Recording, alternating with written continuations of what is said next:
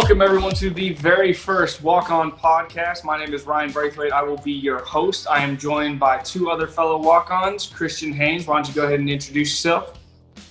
My name is Christian Haynes, a.k.a. the Black Badger, as most know.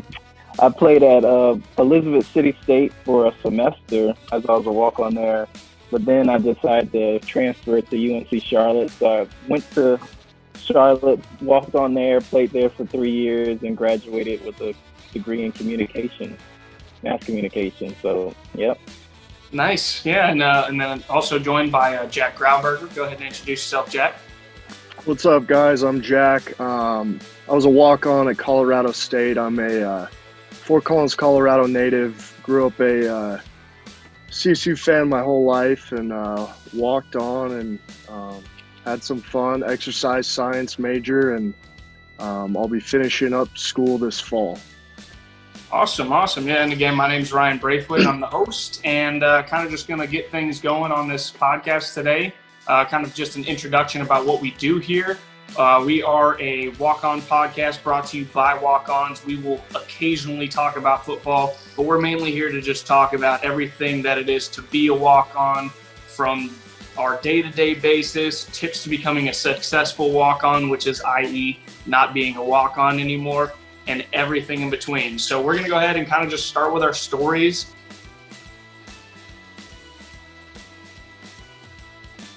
Dip more into how we became and decided to become a walk-on for a Division I football team. So I'll go ahead and start us off. I grew up in Northern Virginia, Ashburn, Virginia, for most of you folks that might know the Nova area. And going into high school, my senior year, I played quarterback for Broad Run High School and not really had any looks. Wasn't exactly the fastest guy out there, but I was pretty smart, kind of athletic, at least a little bit. And then I was like, I really want to play Division I ball. I can't not compete at the top level.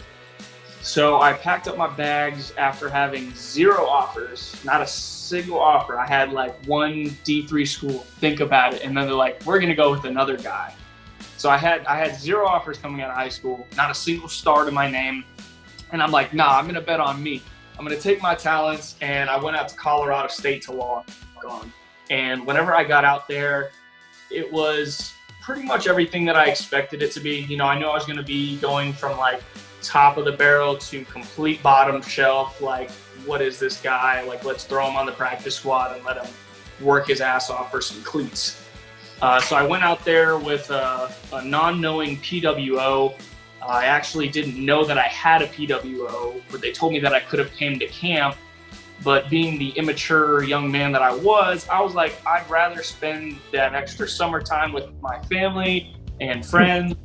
And so I kind of screwed the pooch on that one. I had no idea, but come later I figured out that I'm like, that was definitely a preferred walk-on without them saying anything. So I screwed the pooch to begin with. Went out to play underneath Bobo and really, just worked my butt off, gained a lot of friends, gained a lot of brothers, in my opinion. Had a great time covering Michael Gallup, who's a ridiculous receiver as a freshman. I played quarterback my whole life. And then I come into Division I football, and they're like, yeah, we're going to put you at corner. Oh, okay, let's do it. And so I had to cover this draft prospect receiver almost every day. And I'm like, God, maybe this ain't for me. I don't know. But I kept working, didn't really see the silver lining for me at that university. And I didn't really, feel like I was going to be going on scholarship anytime soon. So I kind of just packed my bags up. I was like, I wasn't really happy with my decision. Just kind of I feel like I got to go somewhere. I got to stay moving. I can't be stagnant. I feel like I'm not going anywhere.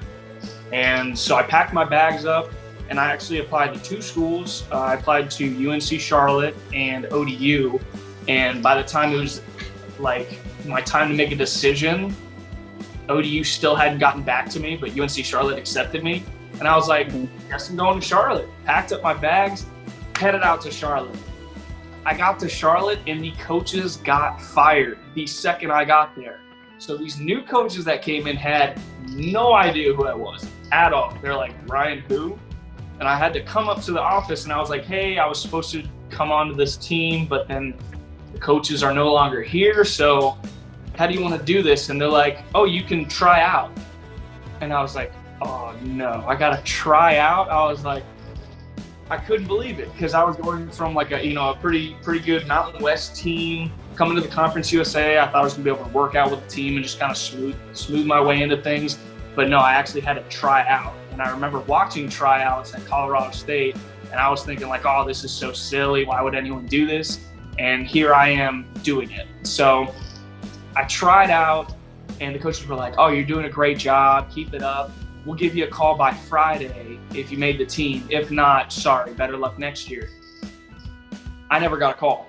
And I was like, oh my God, I didn't make the team. I traveled all this way and I really didn't make the team. So I was like, I gotta hear it. So I went into the office first thing Monday morning, and I walk in and I see like 3 guys, and they're like, oh, you got the call, nice. And I'm like, crap. Like that really just like sealed the fate for me. And I was like, my college career for football is over as I know it. I walk into Carter's office, who is our like head of football operations. I go, hey Carter, and he goes, Braithwaite, right? I'm like, yeah. And he goes, we want to give you a chance. Go ahead and come back later today and we'll get you suited up.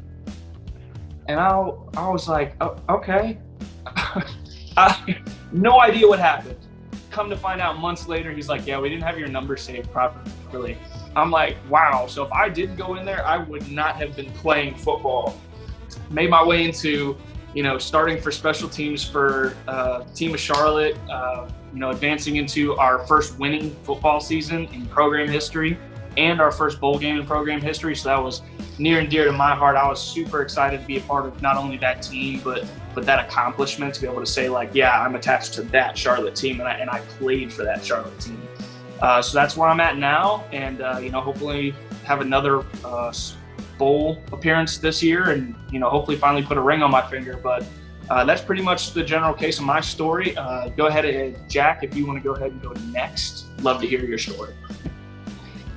Yeah, so I'm Jack Rauberger. I'm a Fort Collins, Colorado native. Born and raised here. My parents went to CSU, so I grew up bleeding green and gold, and that was everything that I always wanted since I was a little kid, to play football for the Rams. And I would say growing up, I was an above average player. I was really small, but I was kind of scrappy and had some heart. And then I never felt like I was a really good football player, at least for Colorado high school, until my senior year. I just really busted my butt in the weight room, got really strong, and just worked my tail off and had a good senior year. And I always had in the back of my head that I wanted to walk on at CSU, but I didn't get a scholarship there or anything. I had a handful of Division II offers, some other preferred walk-ons, and I took my D2 visits, and I'm like, man, I don't want to live in these tiny little towns and go to a college that's as big as my high school. So I walked around CSU's campus with my dad, and I just remember the day. It was just snowing, it was freezing cold, and really I had never really walked around campus, and I'm like, all right, I want to do it, Dad, let's do it. So I got a hold of the coaching staff at CSU, told them I wanted to walk on, sent them my tape, and they ended up offering me a preferred walk-on. So I did it. I went for it. I really had no idea what I was getting myself into. I thought it was going to be a lot more fun than it was at first, because you go from being the dude at high school, and then you go and you're in high school or in college, and you're not a very good player anymore. So I remember my first fall camp, I get 3 days in, I'm like, oh my gosh, I don't know if I can do this.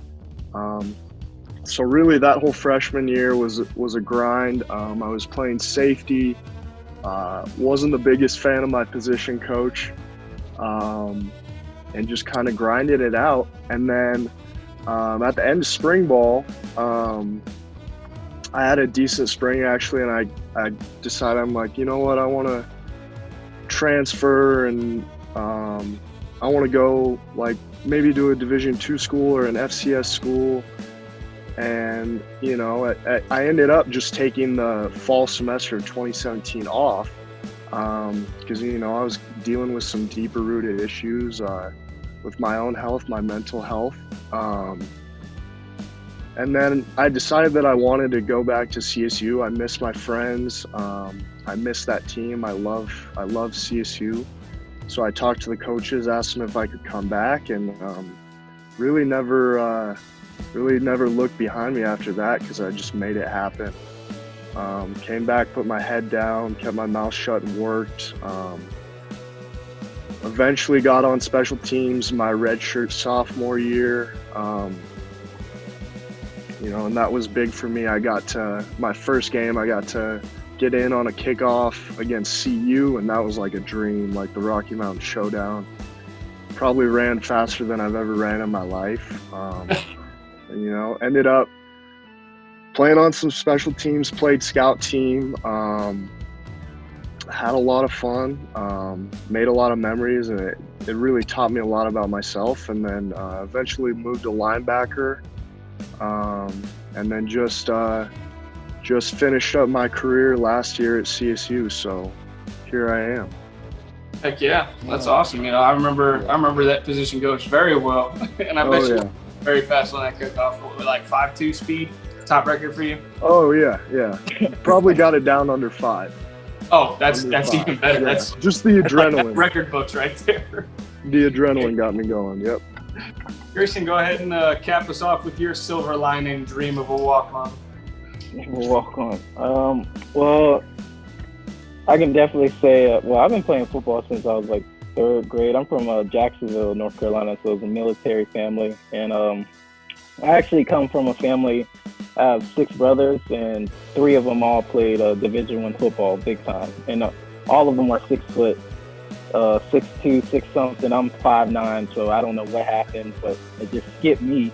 But one played at New Mexico University, the Lobos, and then another played at ECU in Grambling, and then another one played at Toledo. So it's kind of like you're in this family. It's like, okay, everyone went to D1, so I'm trying to continue to do that as well. So, I mean, growing up, I was never the tallest kid in middle school. I didn't play at all. I made the team, but never played. I remember in 8th grade, 7th grade, they had this thing called the fifth quarter, and that's for all the kids that didn't play. Well, usually that was for the 7th graders, but I ended up playing in it the 7th and 8th grade. So I was like, yo, what the heck? And like at the time, I'm like, okay, at least I'm playing, but like to my dad and stuff, he didn't like that.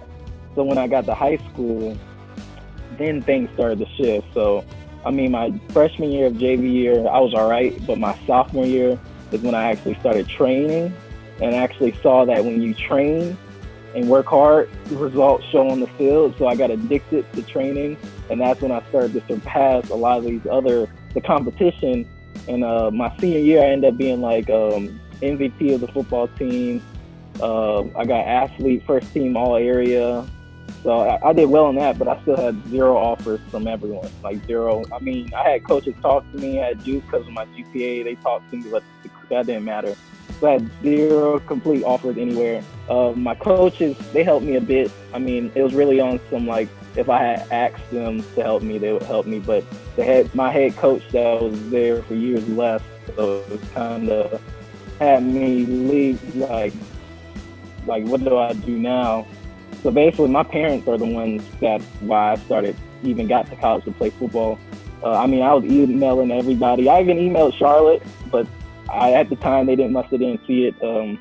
I emailed JUCOs, everything, and like nobody was getting in touch with me. And then I think what it was, I went to visit Winston-Salem just as a student, and there was a mom that was with her son, and she told us about Elizabeth City. So my mom decided to email Elizabeth City, their coaches, and see what they thought about what I can do. And they emailed me back and said they would let me on the team. So I actually got accepted to Charlotte for the spring semester, but not that fall semester. So I didn't want to take off to not play any football for the fall. So I was like, okay, well, I might as well sacrifice and just go to Elizabeth City because it's D2, football's football. I don't care. So I don't regret it, but I went there for orientation. I was already accepting. I was like, where the heck am I at? So like, I don't know if it was because the grass wasn't cut or anything, but like, I was just like, yo, this is not what I need to be doing. But I didn't care at the time because I wanted to play football.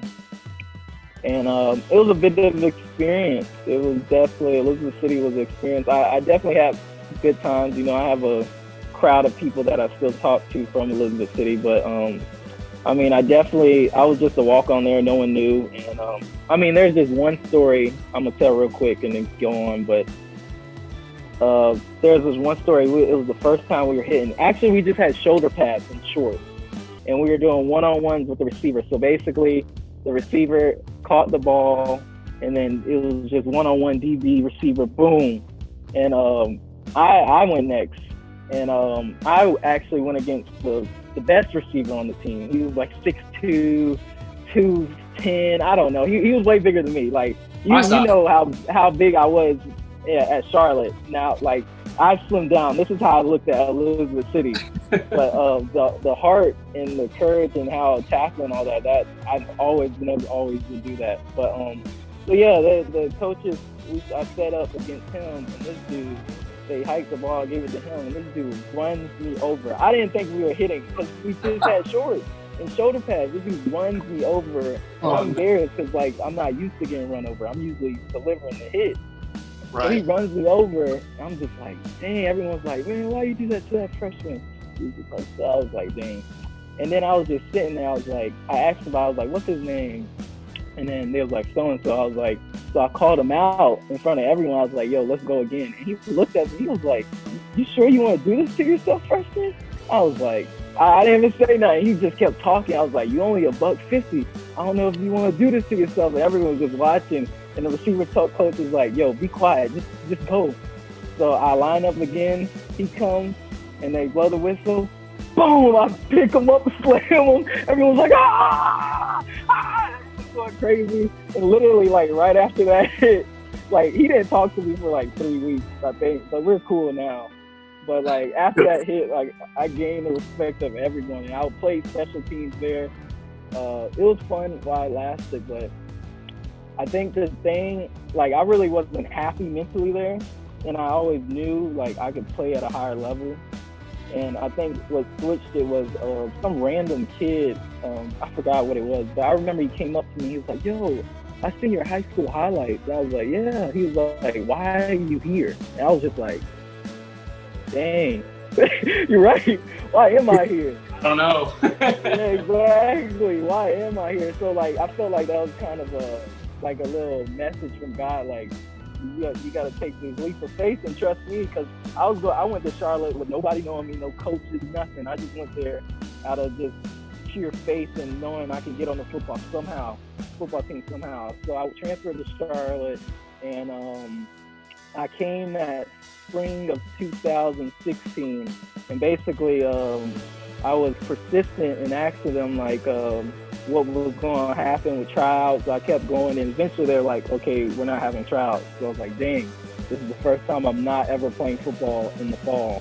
So I was like, I remember going to my room and like getting a little emotional. I was like, all right, so what are you going to do? Just sit here and cry all day, or are you going to get to work? Like, you got to eventually do something. So I remember until that day, like I literally worked out almost every day. There was a point that I was working out so much that I got sick and I had to chill out. Like it was like consistent 6 days a week. I would rest on Sunday and be back on it every single day. I was going to the field house every day, like legit showing my face just to show my face. It was like I had a plan. And then Coach Lambert used to have this show like on Mondays in the minors in the Union. I forgot what the place was, but he used to have a show. So I was like, okay, I'm gonna go to the show and wish Coach Lambert good luck so he can see my face. Like it was all a plan. I had everything mapped out. I needed this man to see my face every time. And then Coach Adams, I met Coach Adams. He was one of the DB coaches when I was there. After I run the hill in the morning, I noticed they would have morning workouts. So I would just run the hill next to a football field. And then after I'm done at the hill, when they're done with practice, I'll go to the field house and just show my face. And Coach Allen's like, "Oh, you just got done working out?" I was like, "Yeah." So he would see that I'm working.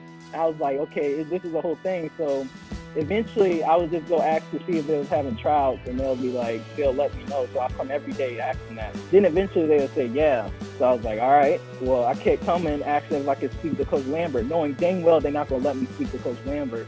So I need to keep showing my face. So it was like just persistently working and then showing my face, because it's like I just really wanted to get on this team.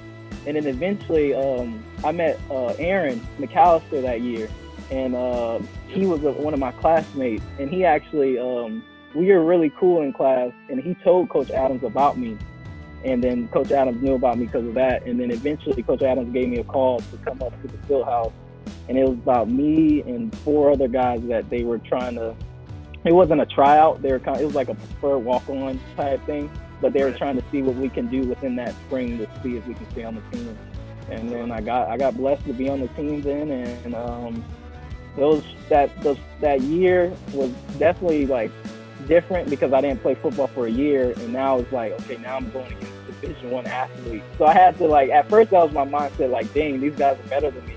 But then I had to be like, yo, this dude bleeds just like I bleed. Like, ain't nothing better than this guy than I am. So I just had to keep working, being consistent, and eventually I showed that I can really play. Like, I can hit and stuff like that, and the respect just continued to grow and grow and grow. And I think I would definitely say the first 2 years were good, but when Coach Healy came, I think like that coaching staff helped me with my confidence and actually wanting to play better than what I usually could. And that spring we had, that definitely was a great spring for me. And that was when I actually decided, I was walking, my mom actually told me this, but she was like, when the spring ended and I had a really legit good spring, Coach Hicks was telling me how good I did and stuff like that. My mom was like, "Why don't you just go and ask Coach Healy for a scholarship?" I was like, "Cause like it's just gonna happen." She was like, "What do you have to lose though? This is your senior year." I was like, "Oh, you do have a point." So I was like, I went to Coach Healy's office one day, and I mean, this is when he just came, so we were cool, but not as tight as we are now. But I just took a leap of faith and just asked him. I felt like I earned it and stuff. And I mean, he really didn't give me a yes or no answer. He said he was talking to the defensive coaches.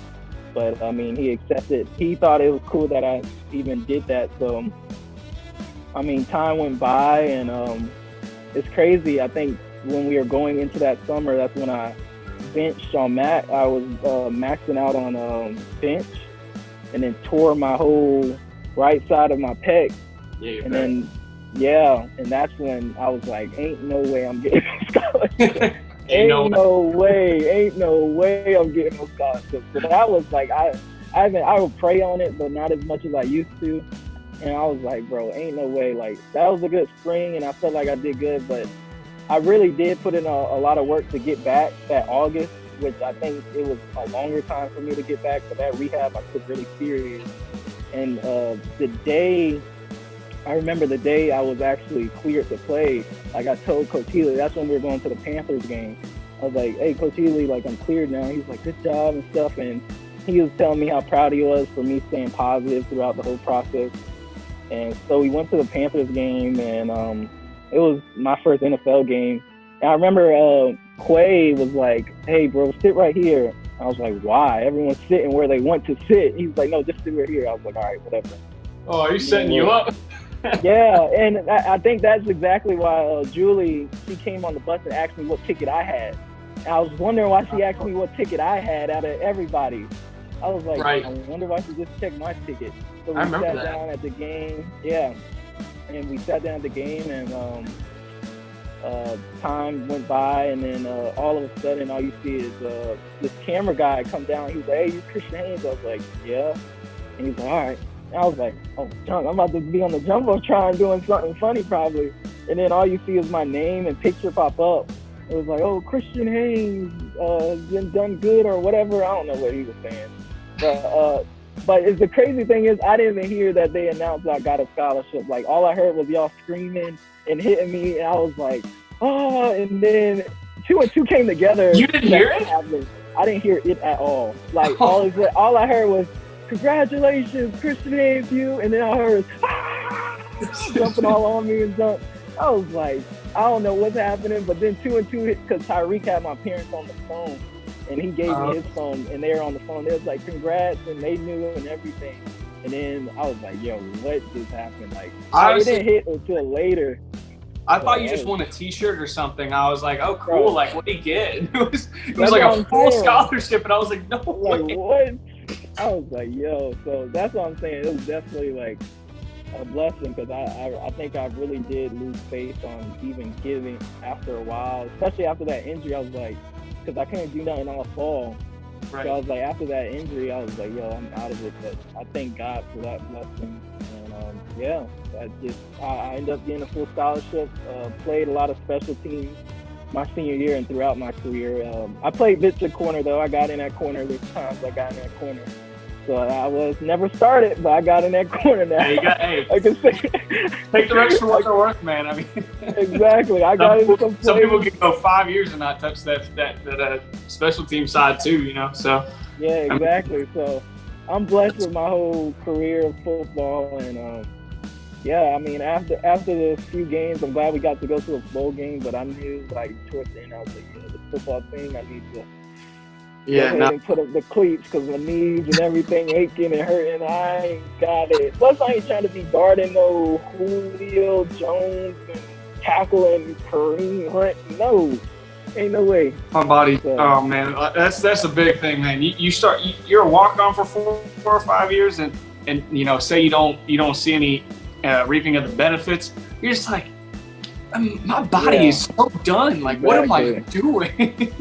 Like, Jack, I know you've had your fair share of injuries too. I mean, we've played through a lot of just being hurt, beat up, like, and everything. I mean, I'm playing on MCL right now. That's not really too nice to me, and it's just crazy the type of standard of injury that we have as opposed to other players, because we know, you know, there's not a lot of like give and take for us whenever we get injured. It's like we need to get back now. Like, it's not something where you're like, "Oh, I can take this time, heal up, get back, and I'll be good." It's like, no, like, if you're a walk-on and you get injured, like, your spot, boom, you drop to the bottom in the heartbeat. Sucks. So fast. Sucks too. I mean, there's no load management as a walk-on. I remember one practice, I don't know, I like hurt my back lifting, which I always do, and then I like can barely walk to the facility. I'm like waddling. It looks like I have a stick on my ass, and I'm like, I have to practice, like, because I was on special teams depth charts that week, and I'm just like, I just remember I'm like, all right, I gotta get a heat patch on it. I'm in safety individual drills with one of our position coaches, and we're just hitting, and I'm like on the brink of tears, and I'm just like, oh man, I gotta get through this practice, man. And I'm just trying to get all through these drills. My back hurts so bad, but I mean, that's part of it. That's part of it. What makes it worth it. So part of the love of the grind, and the even more so how much better it feels whenever you attain something like when Christian got his scholarship. I mean, it's just like, it's like the whole thing seems like it doesn't come together, but then all of a sudden, like, well, there it is. Like, everything that I've been working for, I attained it, and now I can enjoy the furtherance of that. And so I think that's one of the biggest parts of being a walk-on is, you know, obviously there's people who have those great moments like Christian where you get that scholarship, get to celebrate with all your teammates. But on top of that, even more so, it sounds weird, but like going through the struggle, like with the walk-ons, it sounds strange when you think about it, but I really do like love the camaraderie of like the walk-ons and how we all understand that, like, man, we are beat to crap right now, but we know we can't just sit out or go sit on ice or tell the trainers that we're injured. Like, I don't know what it's a weird feeling, but I mean, it's something to be said about it, you know? Yeah, right. And then as soon as you do say something, they be like, "What did you do?" It was like, "Dang, you ain't seen me out there in practice." It's like, I'm out here trying to grind too. They're like, why didn't you tell me earlier? And you're like, Yeah, exactly. Exactly. You're just stuck in between a rock and a hard place. But I think we'll go ahead and wrap this up here. We'll get into some more topics later on. If y'all want to go ahead and comment about maybe what you'd like to hear from either one of us, or maybe a topic you guys want us to cover. But one more time, I'm Ryan, and I got my boys with me, Kristen and Jack. We're going to be doing these walk-on podcasts every week. We're looking to do one a week every Sunday that we're shooting them, and then we'll be posting them on Monday. Stay tuned. We'll have some other walk-ons who have made it to the next level, some different interviews and stuff like that. So it's going to grow, and I'm really excited to have this opportunity with these guys. So thank you guys so much for tuning in, and we'll see you guys next time. Take care.